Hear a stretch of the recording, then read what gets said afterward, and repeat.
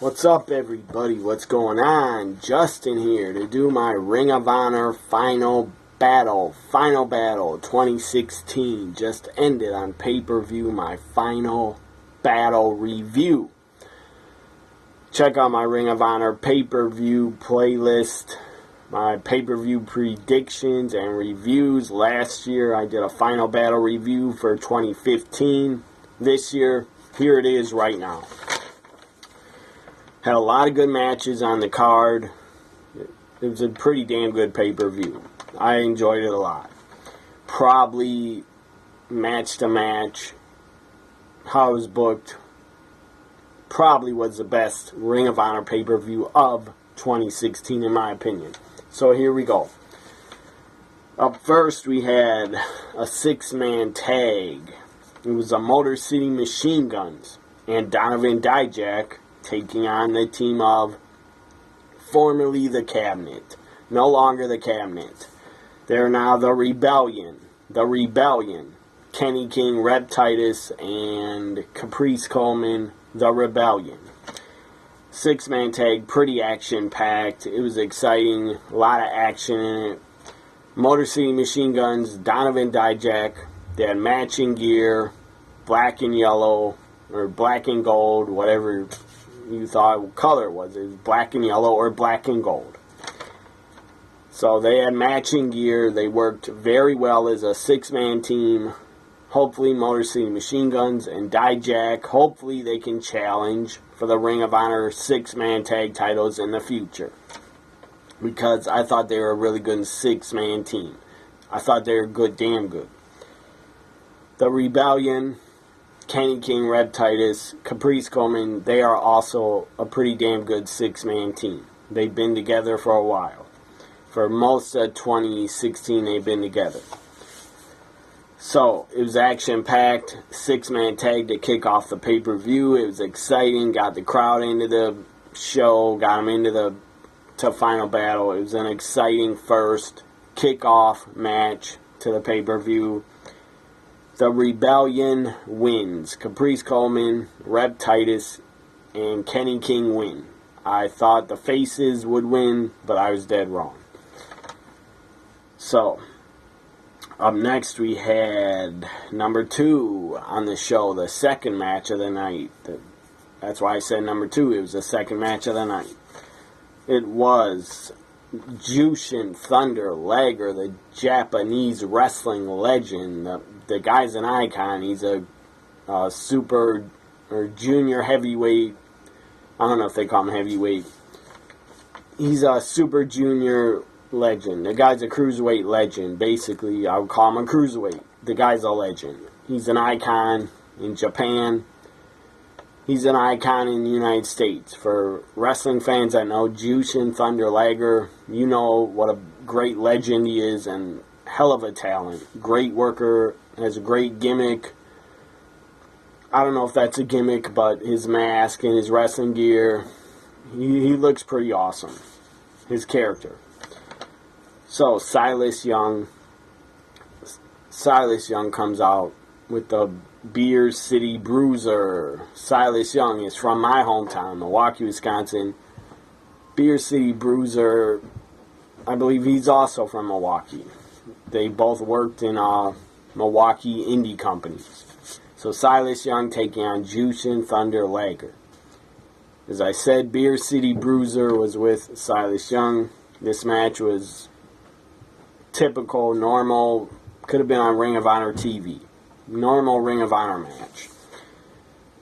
It wasn't bad, but it wasn't anything out of this world great. The winner, Silas Young, wins.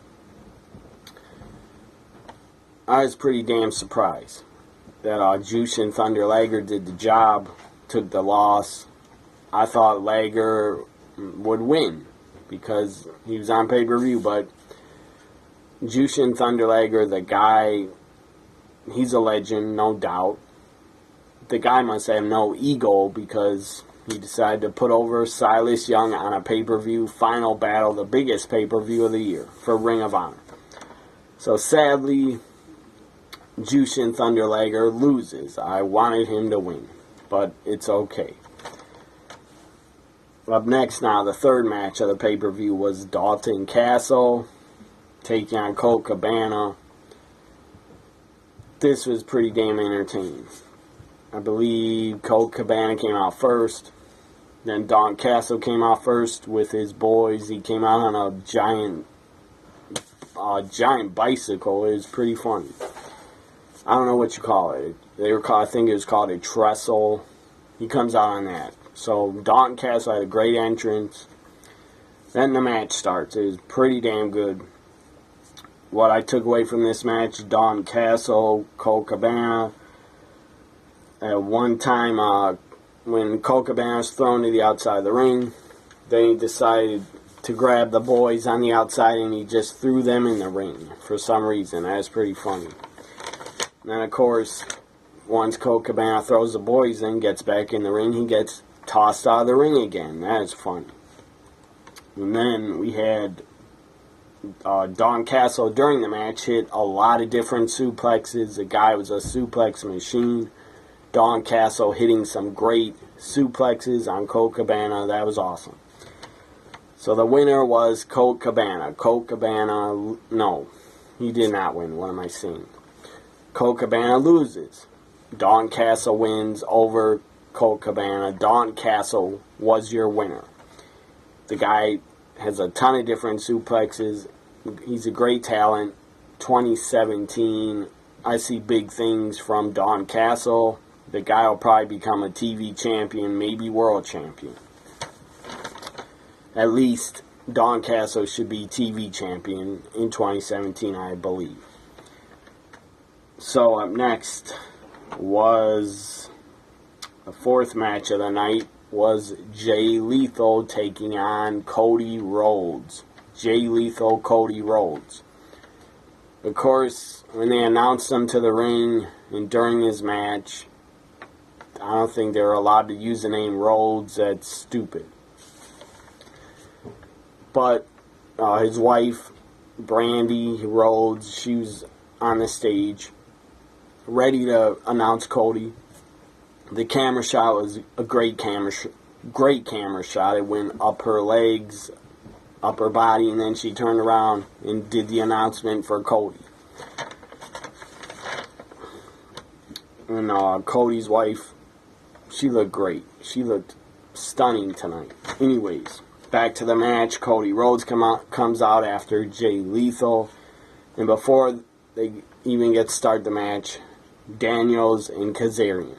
Kazarian and Christopher Daniels come out to the ring, get in the ring. They start cutting a promo.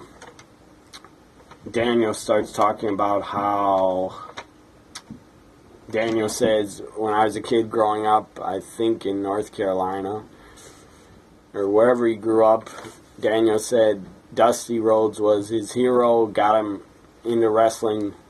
That's what Daniel said. So Daniels gave a lot of respect. Daniels gave a lot of respect to Dusty Rhodes, Cody's father, and then Daniel says to Cody, he made me want to get into wrestling. I'm sure he really motivated you to really want to be in it. So Daniel's basically saying Dusty Rhodes gave him the passion to want to be a wrestler. And Kaz didn't say that much. Kazarian didn't really say that much. Anyways, so they cut a little promo before the match. And then Daniels and Kaz basically say, Cody, Jay Lethal. They put over Jay Lethal and say, you were one of the greatest Ring of Honor champions of all time, world champions. And then Kaz and Daniels basically say, we're really looking forward to this match, and we know you guys are going to have a great match and tear the house down. And then Kaz and Daniels go to the announce booth and sit in on commentary with Kevin Kelly. Steve Corino was not on commentary. So this match, Cody and Jay Lethal, it was good. It was good, but it wasn't the greatest. It wasn't the best match I've seen them two have. Not against each other, because they never had one against each other before, but they've had better matches with other wrestlers and other opponents. Lethal, Cody Rhodes, Part 1.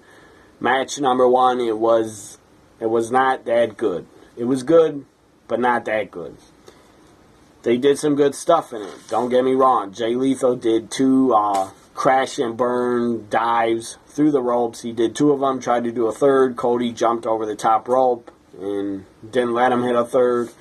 Then Cody did a springboard on the top rope, went over the top, took out Jay Lethal on the outside. That was cool. What else happened here? I think I have some notes on it. Yeah, so Cody, during the beginning of the match, he picked up Jay Lethal in a standing suplex, held him up there for a while, and the crowd liked that. Standing suplex, and he dropped Jay Lethal face first. Off the standing suplex, he didn't go backwards, he dropped him face first. That was pretty cool. That was pretty innovative. Then during it, as I said, Jay Lethal, he hit a lethal combination during the match. He hit a torture rack, and then he dropped Cody. After the torture rack, he dropped him, put him in a crossface. That was pretty cool. And Cody locked on an Indian deathlock during the match. That was good. Jay Lethal got to the rope, so it had to be broken. Then the finish. As I said, the match was good. I thought it'd be better, but it wasn't. It was like only over 10 minutes. Or a little bit over 10 minutes, maybe 15 minutes. Maybe it went a little bit longer than 15. I'm not sure. But it was probably over 15. So the finish was kind of weird, but I enjoyed it. Cody Rhodes hits a low blow, kicks Jay Lethal in the balls, and then after the low blow, the referee did not see it. After the low blow, Cody Rhodes hooks Jay Lethal, hits Crossroads, 1, 2, 3, Cody Rhodes wins. I'll say his last name because I won't be sued. I'll say it as much as I want. Cody Rhodes, Cody Rhodes, Cody Rhodes. Cody Rhodes hits a low blow on Jay Lethal. That was pretty surprising. I did not expect Cody to do that because he came into the match like a babyface. He came into the match being cheered by the New York fans. By the way, New York City wrestling fans are great. They are always very passionate and always are a great wrestling crowd. Unlike Ottawa, Canada, when WWE was there for SmackDown, that crowd sucked in Ottawa, Canada. I'm sorry if you live in Ottawa, but you sucked as a wrestling crowd. So, Cody hits the low blow. He was basically a babyface in the match. And Jay Lethal is also being a babyface. They're both really loved, really cheered by the fans in NYC. But then Cody had to hit the low blow in Crossroads and win like that. And Kaz and Daniels on commentary, they were like that. They couldn't believe it. They were selling it like, that's pretty shocking. I can't believe Cody did that. And then after the match, Cody gets down on his knees and goes like this out to Jay Lethal, wants to shake his hand for the code of honor. And he's about to shake his hand. Jay Lethal's about to shake Cody's hand. Instead, Cody pulls his hand away and goes like this to Jay Lethal. And then he kicks him, knocks him down, starts beating down Jay Lethal. And then he leaves the ring, and Cody starts really getting a lot of heat. A lot of heat from the New York fans, a lot of heel heat. It was pretty great. It was pretty awesome to see. Cody gets a lot of heat leaving the ring. I think at one time during the match, not during it, after, Cody did this to Jay Lethal and then kicked him and left. And he was still at ringside walking on the outside of the ring to leave. And then Daniels and Kaz run down to the ring and are pissed at Cody. And Kaz and Daniels, before they left to go to the ring, they said on commentary, this ain't right. We're not accepting this. We're going to the ring. So they run to the ring. Cody's on the outside leaving. Daniels is pissed. He's yelling at him, get the hell out of here. What's your problem? Get out of here. Cody's walking very slowly on the outside of the ring, and the New York fans start chanting, fuck you, Cody, fuck you, Cody, F you, Cody, over and over. That was pretty damn funny. So Cody came into the match as a babyface, really liked and cheered. Right after the match, when he did that to Jay Lethal, the crowd turned on him like that. They turned on him in a second, started chanting, "F you, Cody." That was great stuff. I don't know if Cody wants to be a heel on the indies. I doubt he'll be booed a lot, but I guess he's going to come back to Ring of Honor and be a heel. I can definitely see Cody and Jay Lethal continuing their feud into 2017 in Ring of Honor. They're definitely going to continue their feud. It is not over. Especially how Cody acted at Final Battle. This feud is not over between them. So I definitely believe they'll keep feuding, and Cody will be back, I believe, in Ring of Honor in 2017. And he's probably going to be really booed. And he's going to be basically probably a heel. At least he'll be a heel in Ring of Honor because of what he did at Final Battle. Maybe Cody will cut a promo on the next Ring of Honor TV. Maybe he'll cut a promo and explain why he did what he did. So after that, as I said, no Code of Honor. Cody fooled out Jay Lethal. Played him like he was going to shake his hand for the Code of Honor, instead not shaking his hand and doing this. That was good heel stuff. So up next we had, and then Cody went up to the stage when he was leaving. He went up to the stage to the announcers, Kevin Kelly and Steve Corino, and Corino stood up, took his headset off, started going up to Cody to face off with Cody, and Cody just pushed Steve Corino to the ground. That was pretty damn funny. And that was a great heel move to do. The crowd didn't like that. They booed. And Cody got up really fast. I mean, Steve Corino got up pretty quick. And Cody then just was gone already. And Corino was pretty pissed. So now we had, up next, Cody Jay Lethal's the fourth match of the night. The fifth match of the pay-per-view was for the World Six-Man Tag Team Titles. The very first Six-Man Tag Team Champions will be crowned in Ring of Honor at Final Battle. It was Kushida. The team of Kushida. I think that's how you say his name. Kushida, Lio Rush, and Jay White take on the team of the Kingdom. Basically the new Kingdom. Matt Taven returning the pay-per-view in Ring of Honor. Good to see Matt Taven back and healthy and 100%. Matt Taven's a great wrestler, great worker. Great to see Matt Taven back. So he's part of the new Kingdom. Matt Taven, TK, Orion, and Vinny somebody. Vinny, I forget the guy's last name. Vinny. So the new Kingdom against Kushida, Jay White, Lio Rush for the six-man Ring of Honor tag titles. This match was action-packed. It was high-flying, a lot of high spots.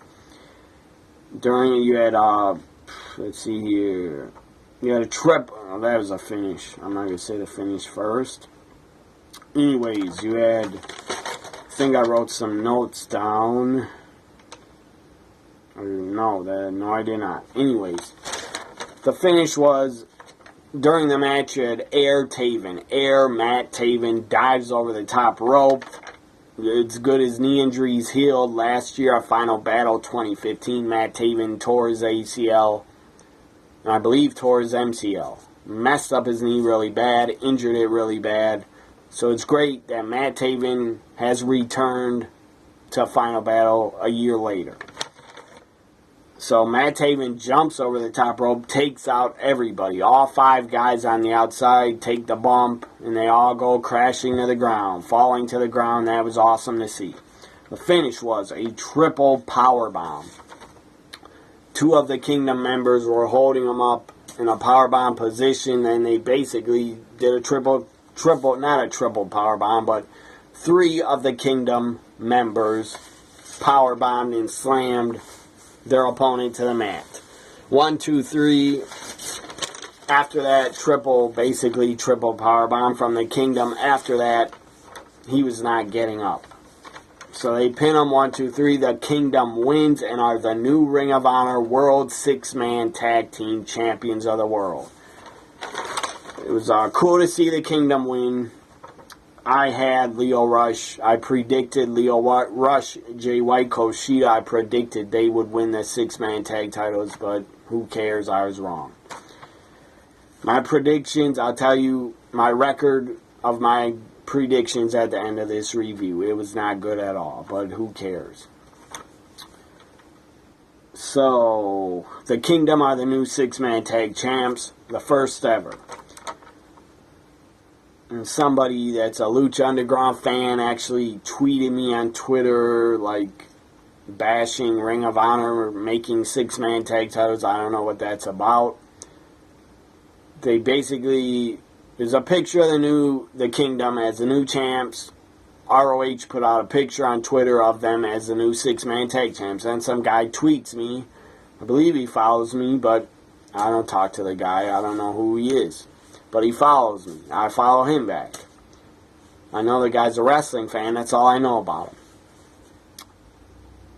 I don't know. Maybe the guy's insane. I don't know. But maybe things... I don't know. Maybe he's pissed Ring of Honor steals stuff from Lucha Underground. I don't know if they do. I don't care if they do. Every company steals from every company. Eventually, every company, if something works... They think it's a good idea. Every company steals from each other.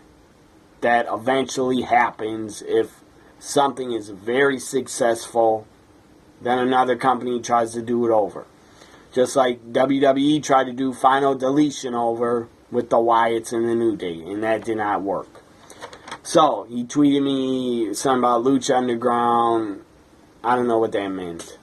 Sending me the Lucha Underground Twitter account. I don't know what that meant. I don't know what that means. Was the guy trying to say to me, Lucha Underground did it first, did the six-man tag titles first? I don't know if they did, and I don't care if they have six-man tag titles. I don't watch Lucha Underground. I watch Ring of Honor, NXT, WWE, and TNA. And sometimes I watch New Japan Pro Wrestling. Anyways. Again, I don't care what Lucha Underground does. I don't care if they have six-man tag titles. Ring of Honor did not rip them off. And if they did, I don't care. So, if you're a Lucha Underground fan and you're watching this review, that's awesome. Keep supporting them. Keep watching. I just choose not to watch. I don't have time to watch them. So, up next, after the six-man tag titles, the finals of the tournament, we had the Ring of Honor TV Championship on the line. And it's supposed to be four-corner survival. At least that's what I read a week ago or a couple days ago. It couldn't be four-corner survival because of Bobby Fish not appearing at Final Battle. Bobby Fish could not appear, did not appear because his mother just recently passed away. That's very sad news. I don't wish my worst enemy, I do not wish them to have them lose their mother. That is awful. I'm a mama's boy. My mother was a single mother. I love her to death. And if I lost my mother, I would be heartbroken and probably depressed for years. And years and years. So very sad news that Bobby Fish recently lost his mother. I don't know how long ago, but that's very tragic. So my thoughts and prayers go out to Bobby Fish and his family. That's awful that they lost their mother. So Bobby Fish sadly could not be a part of this match. It was instead a triple threat. Three-way dance for the TV title. Marty Scurll, the TV champion Marty Scurll, he won it, I believe in Europe, on a Ring of Honor tour. He won the title. Marty Scurll, the new TV champion. The guy was pretty over. Got a great reaction from New York City. New York City fans are great wrestling fans. As I said, they know a lot of international talent. So Marty Scurll, the guy got a great reaction and a great pop. And he was really over. I really don't know of him much at all. I've never seen him work before. But what I seen of him tonight, he looked like a damn good worker. So Marty Scurll defending the TV title against Dragon Lee, who Dragon Lee, I believe, works for a Mexico promotion, CMLL. I think he works for CMLL, maybe he works for AAA, but he works in Mexico. Dragon Lee, great talent, I've seen him before. Against Will Ospreay. Will Ospreay, Dragon Lee, and Marty Scurll for the Ring of Honor TV title, Marty defending. This match was pretty awesome. The crowd loved the match. They were really into it. I loved the match. It was lots and lots of high-flying action, a lot of high spots, lots of high-flying. It was pretty awesome. And Will Ospreay, during this match, Will Ospreay did some moves I've never seen before. And I've seen every move because I've been watching wrestling for 30 years. So I've seen every move. But Will Ospreay, the guy did some moves I've never seen before. He also did a lot of high-flying moves that were awesome. He did a corkscrew off the top rope. That was awesome. Anyways, Marty Scurll wins and retains the Ring of Honor TV title. Still the TV champion is Marty. Still the champion. And that was a damn good three-way dance for the TV title. All three guys, Dragon Lee, Will Ospreay, Marty Scurll, all three guys worked their ass off. It was great. Crowd loved it. Up next, following that great TV title match was a Ring of Honor tag title match. The Young Bucks defending against the Briscoes. This match was pretty damn good. The crowd was really into it. There were a lot of Young Bucks chants and then a lot of man up chants, dem boys chants, man up, Briscoes chants. As I said, Young Bucks chants, Bullet Club chants, Too Sweet chants. There were a lot of chants. So some of the highlights of this tag title match. We had a double power bomb from the Young Bucks, giving a double power bomb to the Briscoes on the ring apron, Kevin Owens style. That was awesome. It was a very good tag match. As I said, we had a diamond cutter hit off the top rope. Diamond cutter from one of the Briscoes to one of the Young Bucks. He hit a diamond cutter off the top rope. That was pretty awesome. But then one of the Young Bucks kicked out of that. They actually kicked out of that diamond cutter. Then we had a frog splash right after the diamond cutter. One of the Briscoes hit a frog splash on one of the Young Bucks, but he kicked out again. So that was the highlights of the tag title match. Very good tag title match. Crowd was into it. The winners and still Ring of Honor Tag Team Champions of the world, the Young Bucks, still the Tag Team Champions. After the Young Bucks were celebrating and their music was playing, the lights went out. And I knew something was coming. I knew a surprise was going to happen and something cool was going to happen. Well, what happened was the lights went out, they come back on, and on the big giant Titantron screen, whatever you want to call it, the giant screen by the entrance stage, on the screen was Broken Matt Hardy. Broken Matt on the screen, and the Hammerstein Ballroom erupts. They go apeshit. They went insane. They went crazy. They popped big time. Huge pop. When Broken Matt was shown on the screen, the crowd popped huge. It was a huge pop.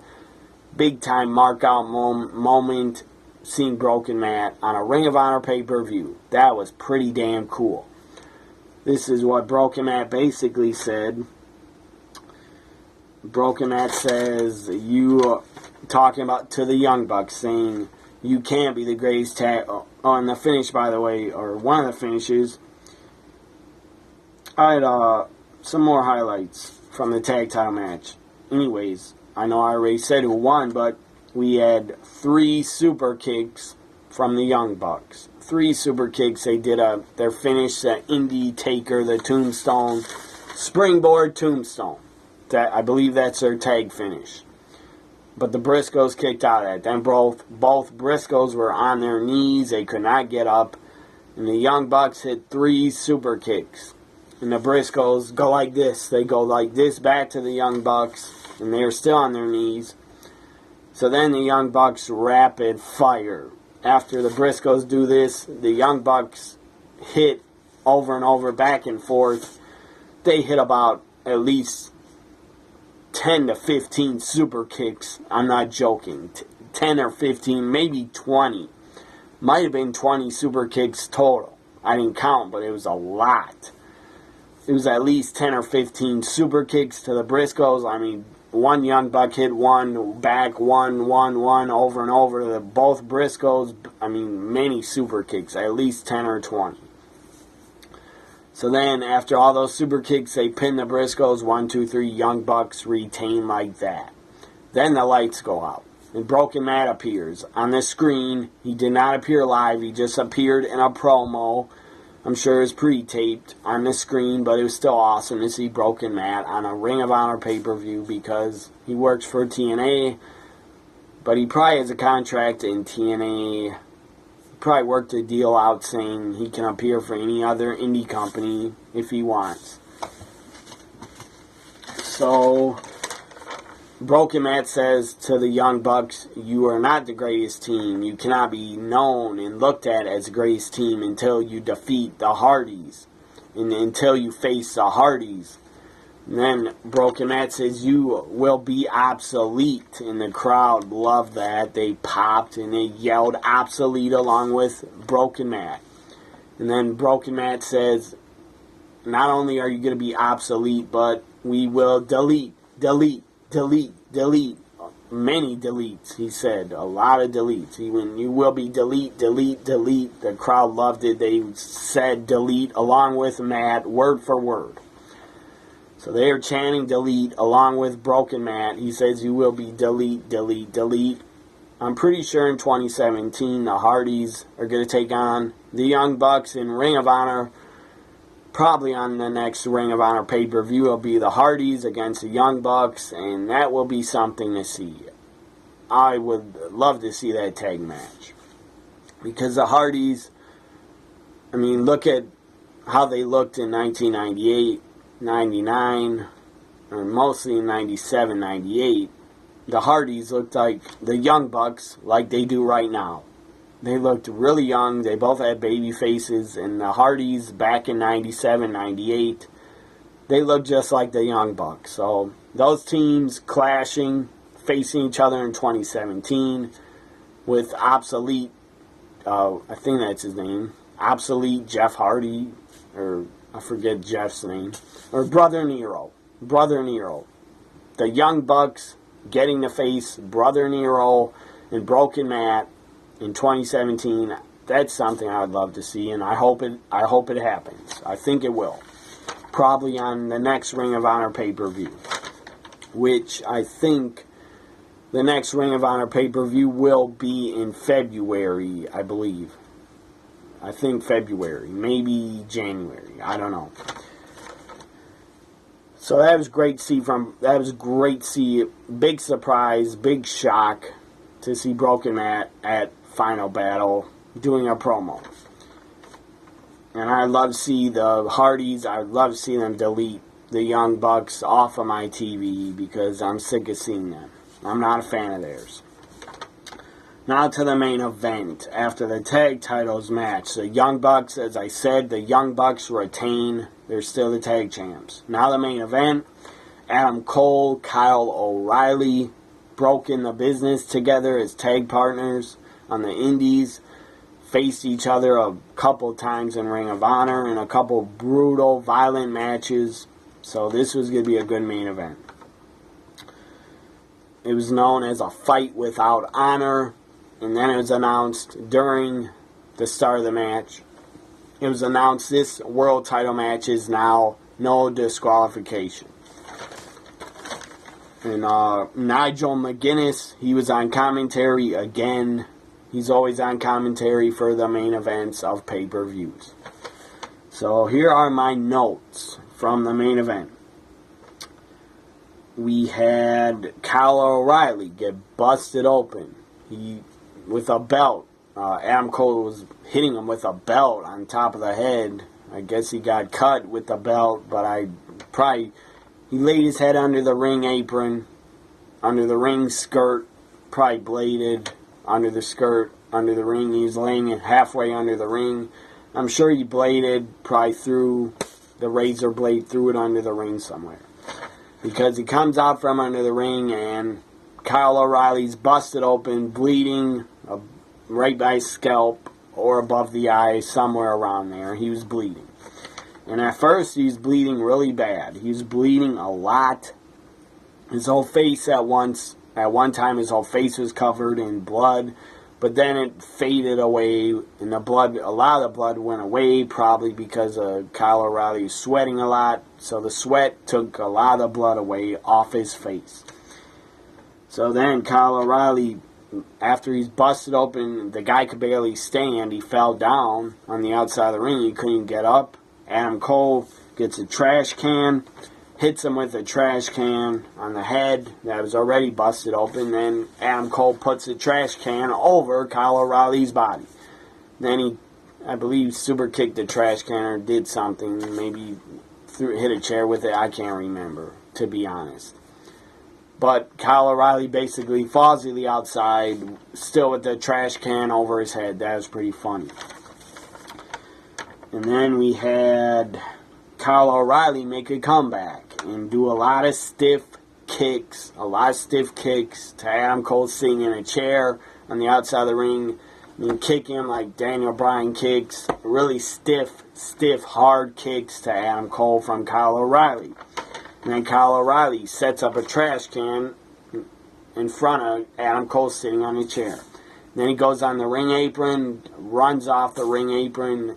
Kyle O'Reilly does a running drop kick off the ring apron, on hitting the trash can, taking out Adam Cole. That was a pretty cool spot. So running drop kick into the trash can, taking out Adam Cole. And then we had, they set up a table then. Kyle O'Reilly sets up a table in the ring and picks up Adam Cole, backdrops Adam Cole through the table. They both go through the table, but Adam Cole took a lot of punishment. And then another table is set up at ringside. The ringside table, the timekeeper's table, is set up there. Kyle O'Reilly locks on a choke, submission hold, choke hold, wraps his legs around Adam Cole and has a choke on and takes Adam Cole off the ring apron, drives him through the table head first. Adam Cole goes through the announcer's table head first. Not the announcer's table, but the ringside timekeeper's table. Chokes him out, and basically then Adam Cole and Kyle O'Reilly go crashing through the announcer's ringside table, and Adam Cole went head first. That was pretty awesome. And a pretty cool, brutal spot.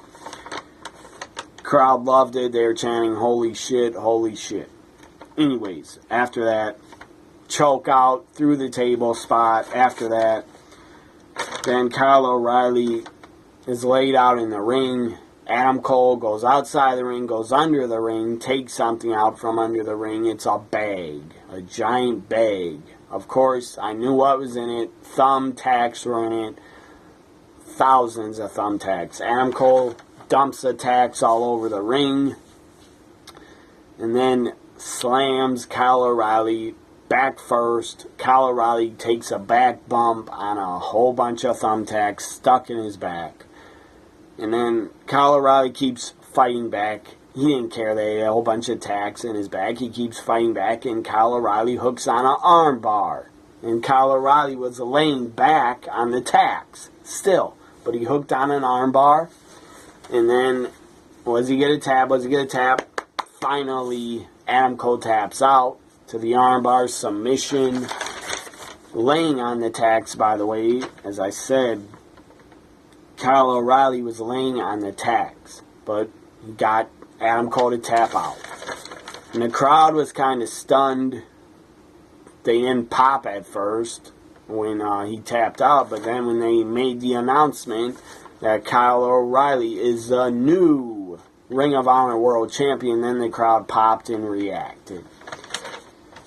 I don't know. Maybe the crowd was confused if Adam Cole really tapped. I don't know what why they didn't react right away.